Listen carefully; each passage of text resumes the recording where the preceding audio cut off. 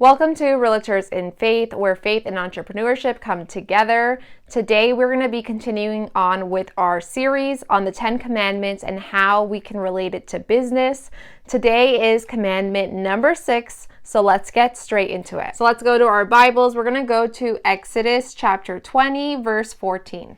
You shall not commit adultery. If you don't already know what that means, it's essentially cheating on your husband or wife.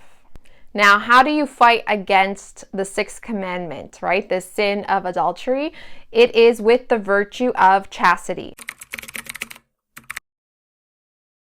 I really like how the Catechism explains chastity. It says that it includes an apprenticeship to self-mastery. There's just one sentence that I want to read to you guys from the Catechism that I really liked, which is, either man governs his passions and finds peace, or he lets himself be dominated by them and becomes unhappy. So the part of chastity that I want to talk about today is specifically self-mastery. Self-control is another way of saying it, which by definition just means one's own ability to control one's desires or impulses. You're supposed to be chaste in everything that you do, so that includes in your business. And I'm going to now talk about how we can do that. When you consider chastity in the form of self-mastery, it's really just another way of saying, self-discipline, self-control, which is a very important quality to have, especially in business. When you break it down in business, it means you have the ability to be focused on what you're supposed to be doing and avoid all distractions. At the end of the day, the business is always just as good as the leadership.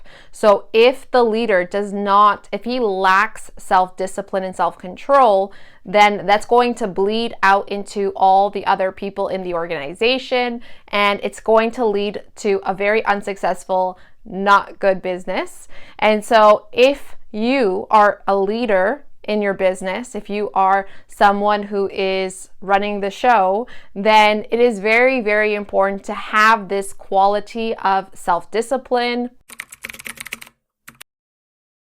One big reason why is because discipline equals consistency, which then equals trust. And a business cannot strive if it does not have trust in the business, between the different business relationships, between the clients, between, the employees or the business partners, whoever it is that you're dealing with within the business. Without trust, it will crumble. Even when you think to this commandment, the why is it so important? If someone commits adultery, if someone is cheating, you automatically lose trust in that relationship. The trust is now gone. Not saying that it can't be rebuilt or nothing like that, but I'm just letting you know that this sin in particular, right, it causes a lack of trust. So it makes sense that the virtue of chastity actually builds up trust, right? So it does the opposite of the sin.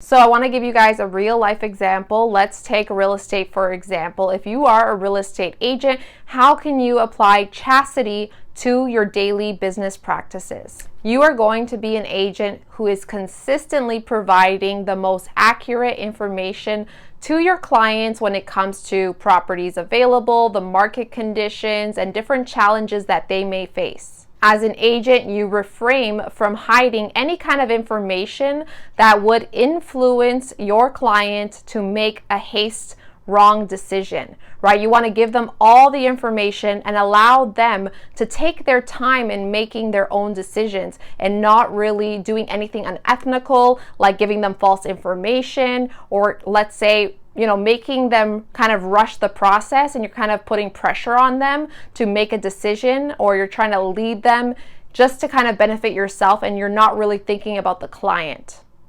By being transparent, by being truthful, by being honest and giving them all the right information, you are now building trust with them, and that is how you work chastity into your business life. Self-mastery, self-discipline, whatever you want to call it, at the end of the day is probably the number one trait one needs to be a good leader, to be successful in anything that you do. And so this is a very, very important virtue to have, which is chastity.